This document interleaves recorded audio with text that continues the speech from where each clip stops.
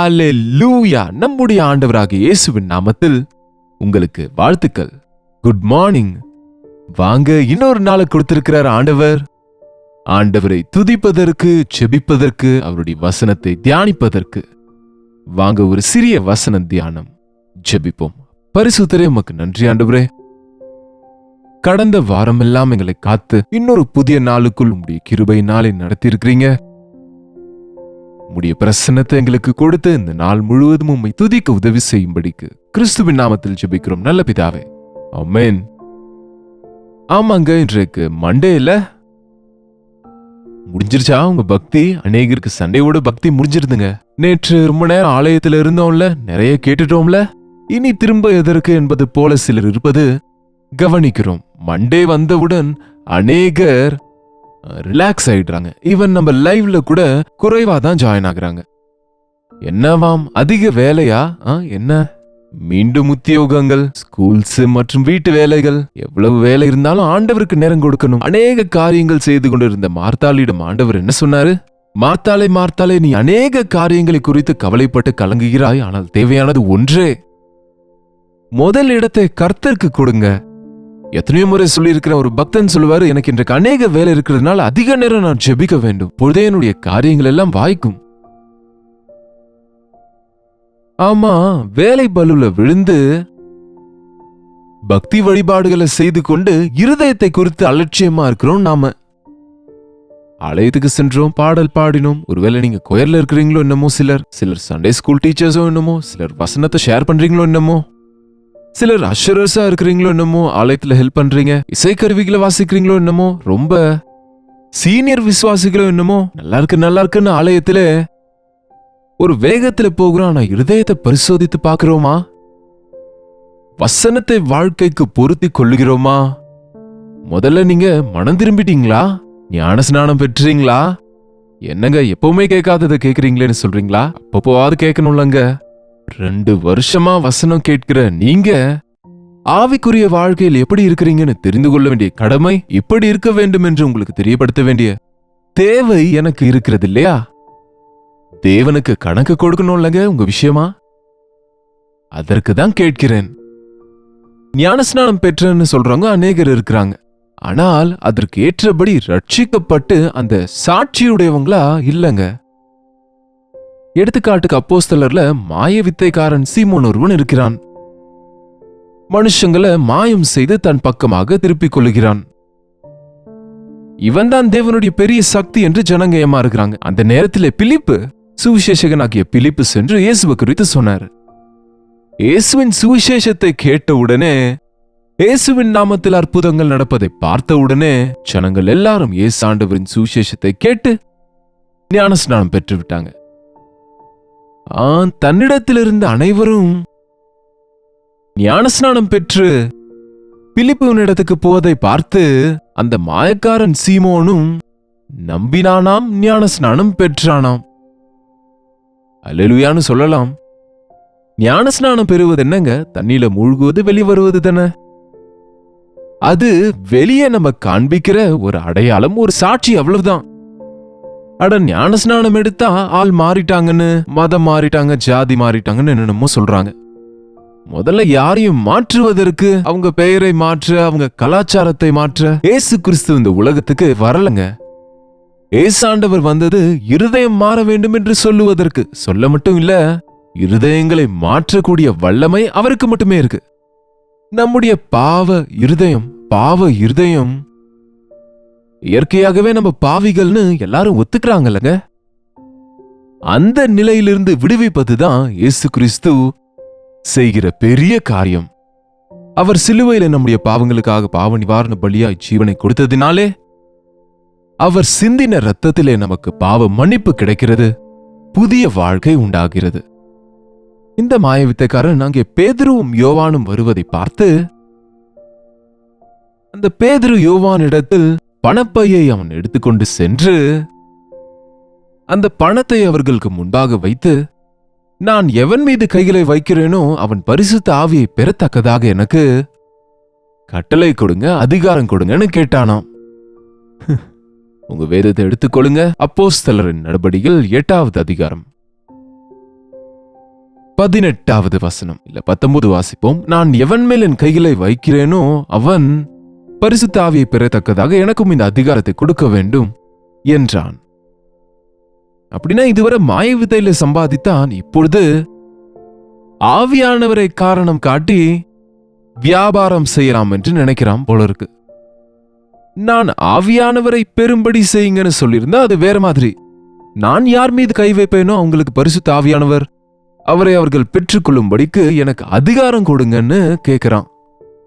அதற்கு பேதுரு என்ன சொன்னார் தெரியுமா? இன்றைக்கு ஊழியக்காரங்களை போல இல்ல, ஒரு உண்மையான தேவ ஊழியன் பொன் வெள்ளிக்காக இல்லாமல் மனுஷரை பிடிக்கிறவனாக இருக்க எல்லாவற்றையும் விட்டு ஆண்டவரை பின்பற்றினவர் என்ன சொன்னாரு? உன் இருதயம் தேவனுக்கு முன்பாக செம்மையா இராதபடியால் இந்த விஷயத்திலே உனக்கு பங்கும் இல்லை பாகமும் இல்லை. ஞானஸ்நானம் பெற்றான், ஆனா இருதயம் சரியா இல்லையாம். நம்பினானாம், ஆனா இருதயத்தை சரி செய்து கொள்ளவில்லை. உன் இருதயம் தேவனுக்கு முன்பு சரியில்லை. மனுஷருக்கு முன்பு நல்லாதான் நடிக்கிறாய், மனுஷரிடத்தில் நீ தாழ்மையாக இருக்கிறாய், விசுவாசியைப் போல நடந்து கொள்ளுகிறாய், வேஷ பாஷை மாற்றிவிட்டாய், ஆனா உள்ளம் மாறாவிட்டா என்ன பிரயோஜனம்? உன் இருதயம் தேவனுக்கு முன்பு செம்மையா இராதபடியால் இந்த விஷயத்திலே உனக்கு பங்குமில்லை பாகமும் இல்லை. இருதயம் சரியாக இல்லாதவன் தேவனுக்கு உதவ மாட்டான். இருதயம் சரியா இல்லாம நீ பாடுகிற பாடல்கள், நீ செய்கிற வேலைகள், நீ கொடுக்கிற காணிக்கை தேவனுக்கு கொஞ்சம் கூட பிரியமானது அல்ல. பணத்தால தேவனை சந்தோஷப்படுத்த நினைக்கிற புத்தி இல்லாதவங்களா இருந்தா அதை விட மடத்தனம் ஒண்ணும் இல்லைங்க. பணம் கொடுத்து தேவனுடைய வரத்தை வாங்க முடியாது. பணம் கொடுத்து தேவ ஆசீர்வாதங்களை பெற முடியாது. தேவனுக்கு வேண்டியது உடைந்து நொறுங்கிய இருதயம். ஆகையால் நீ உன் துர்குணத்தை விட்டு மனம் திரும்பி தேவனை நோக்கி வேண்டிக்கொள். நீ இப்படிப்பட்ட சித்து பிடித்த காரியங்களை செய்யாம மனம் திரும்பி நீ பாவி என்று அறிக்கை செய்து, உனக்குள்ளே மோசம் இருக்கிறது, வியாபார புத்தி இருக்கிறது, திருட்டு புத்தி இருக்கிறது, மாயமாலம் இருக்கிறது, பண ஆசை இருக்கிறது என்ற விஷயத்தை தேவனிடத்தில் அறிக்கை செய்து அவரிடத்துல சொல்லிக் கொண்டு மனம் திரும்பி, அப்பொழுது தேவன் அவர் உன்னை மன்னிப்பாரு. ஒருவேளை உன் இருதயத்தின் எண்ணம் உனக்கு மன்னிக்கப்படலாம்.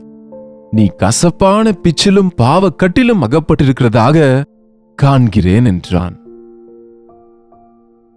தேவனுக்கு முன்பு நம்ம யாரும் மறைவா இருக்க முடியாதுங்க. உள்ளத்தின் ஆழத்தை ஆராய்ந்து அறிகிறவர் அவர். தேவனுடைய நாமத்திலே தேவனுடைய சமூகத்தில் நாம வரும்போது தேவனுடைய ஆவி நம் நடுவில் கிரியை செய்வாராகவே தேவ ஊழியனின் வாயில் தேவனுடைய வார்த்தை கொடுத்து நம் இதயத்தின் நிலைமையை வெளிப்படுத்துவார். அநேகர் சொல்லுவாங்க, நீங்க பேசும்போது தேவனுடைய வார்த்தைகள் எங்கள் இதயத்திலே குத்துகிறது, எங்களுக்கு உணர்கிறது, நாங்க புரிந்து கொள்ளுகிறோம், முழங்காலிட்டு ஜெபிக்கும் போது நாங்கள் விடுதலை பெறுகிறோம் என்று நாங்க கேட்கிறோங்க. தினமான தின தியானம் கேட்கிறோம், ஒவ்வொரு நாளும் தவறாம கேட்கிறோம்னு சொல்லி உங்க சுபாவம் மாறாவிட்டா, உங்க இருதயம் மாறாவிட்டா, உங்க நடக்கை மாறாவிட்டா, உங்க ஆசைகள் வாஞ்சைகள் யோசனை எண்ணங்களில் மாற்றம் இல்லாதவங்களா நீங்க இருந்தா நீங்க ஏசாண்டவரின் பிள்ளைகளா இருக்கவே முடியாதுங்க. இயேசுவின் பிள்ளைகள் அல்ல, ஆகவும் முடியாது. மனம் திரும்பு, உன் மனதை மாற்றிக்கொள், உன்னுடைய கோபத்தை விட்டுவிடு, உன் மாயமாலத்தை விட்டுவிடு, உன் தவறுகளை அறிக்கை செய்து ஆண்டவர் கொடுக்கும் மன்னிப்பை பெறு என்பது பைபிளுடைய சாராம்சம். ஞானஸ்நானம் பெற்றேன், எப்போ எடுத்தனோ தெரியாது, திருமணத்துக்காக எடுத்தேன், சின்ன வயதிலே ஞானஸ்நானம் கொடுத்துட்டாங்கன்னு அநேகர் சொல்லுகிறாங்க. நம்பி ஞானஸ்நானம் பெற்றவன் ரட்சிக்கப்படுவான்.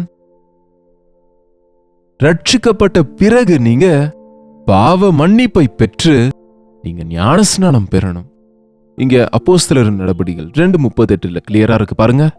சகோதரரே, நாங்கள் என்ன செய்ய வேண்டும் என்றார்கள். அதற்கு பேதுரு அவர்களை நோக்கி, நீங்கள் மனம் திரும்பி பாவ மன்னிப்புக்கென்று ஒவ்வொருவரும் இயேசு கிறிஸ்துவின் நாமத்தினாலே ஞானஸ்நானம் பெற்றுக் கொள்ளுங்கள். அப்பொழுது பரிசுத்த ஆவியின் வரத்தை பெறுவீர்கள். முன்பு மனம் திரும்புதல், உன் இதயத்திலே மாற்றம், அதன் பிறகு வெளிப்படையான ஞானஸ்நானம், அதன் பிறகு பரிசுத்த ஆவியானவர் கொடுக்கிற அபிஷேகமும் வரத்தையும் பெற்றுக்கொள்வோம். பாவியை பரிசுத்த ஆவியானவர் வரங்களால நிரப்ப மாட்டார்.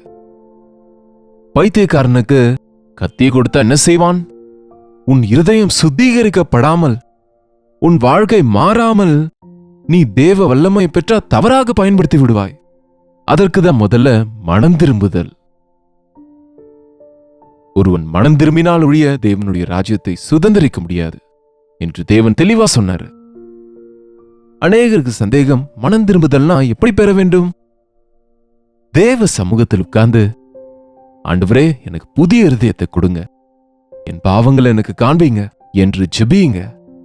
தேவனே, என்னை ஆராய்ந்து அறிந்து கொள்ளும், உமக்கு வேதனை உண்டாக்கும் வழி என்னில் உண்டோ என்று பாரும் என்று நம்ம ஜெபிக்கும் போது தேவன் நம்முடைய பாவங்களை, நம்முடைய ரகசிய பாவங்களை நமக்கு காண்பிப்பாருங்க. பரிசுத்த ஆவியானவர் பாவத்தை குறித்து உணர்த்துவாருங்க.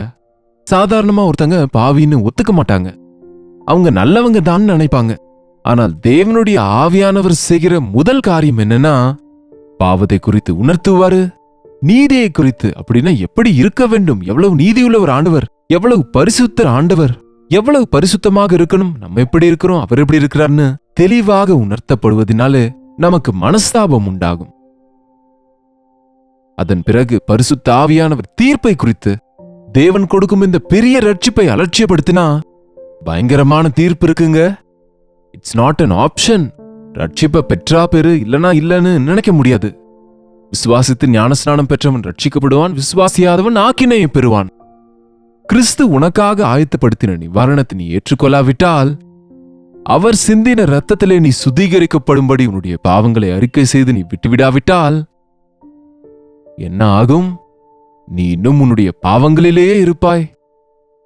சிலர் பாவங்கள் அவர்களுக்கு முன்னாக செல்லும், சிலரின் பாவங்கள் அவர்களுக்கு பின்னாக வரும். அவர்களை நியாய தீர்ப்புக்கு நேராய் நடத்துகிறது என்று வேதம் சொல்லுது. அறிக்கை செய்த ஒவ்வொரு பாவமும் மன்னிக்கப்படும். ஒத்துக்கொள்ளாத ஒவ்வொரு பாவமும் தீர்ப்புக்காக ஆயத்தப்படுத்தும். உன் இருதயத்திலே பாவத்தை மறைக்காமல் ஒத்துக்கொள். நம்முடைய பாவங்களை நாம் அறிக்கையிட்டால், பாவங்களை நமக்கு மன்னித்து எல்லா அநியாயத்தையும் நீக்கி நம்மை சுத்திகரிப்பதற்கு அவர் உண்மையும் நீதியும் உள்ளவருமாயிருக்கிறார். எப்படிப்பட்ட பாவியையும் மன்னிக்கிற ஆண்டவர், யாரையும் நரகத்துக்கு அனுப்ப ஆசையில்லாத ஆண்டவர், ஒவ்வொருவரும் ரட்சிக்கப்பட வேண்டுமென்று, ஒருவரும் கெட்டுப்போகாமல் மனம் திரும்ப வேண்டுமென்று அவர் தம் வருகையின் விஷயத்தில் தாமதித்துக் கொண்டிருக்கிறார். சிலர் ஏன் இயேசு கிறிஸ்து இன்னும் திரும்பி வரல, இதெல்லாம் சும்மாவா என்பது போல கேலி செய்கிறாங்க. அவர் வாசலிலே நிற்கிறார். நமக்காக தான் அவர் காத்து கொண்டிருக்கிறார். இன்னும் அநேக காலத்துக்கு இந்த வாய்ப்புகள் இல்லைங்க. இப்பொழுதே கர்த்தருடைய வருகையின் அடையாளங்கள் எல்லாம் நடந்து கொண்டிருக்கு. யுத்தங்களை குறித்த செய்திகளை கேட்கிறோம். உலகத்தை உலகமே அழித்துக் கொள்வதற்கு ஆயுதங்களை ஆயத்தப்படுத்தி இருக்கிறாங்க. எந்த நேரத்தில் என்ன நடக்குமோ, எப்பொழுது அவர் வருகை இருக்குமோ யாருக்கும் தெரியாதானால், அக்கிரமம் அதிகரிப்பது, விசுவாசம் காணப்படாமல் போவது, அன்பு தணிவது, தேசத்தின் மேல் தேசம், ஜனத்தின் மேல் ஜனம் எழும்புவது என்பது எல்லாமே பார்த்து கொண்டிருக்கிறோம். அவருடைய வருகை அதி சீக்கிரத்தில் இருக்கிறது.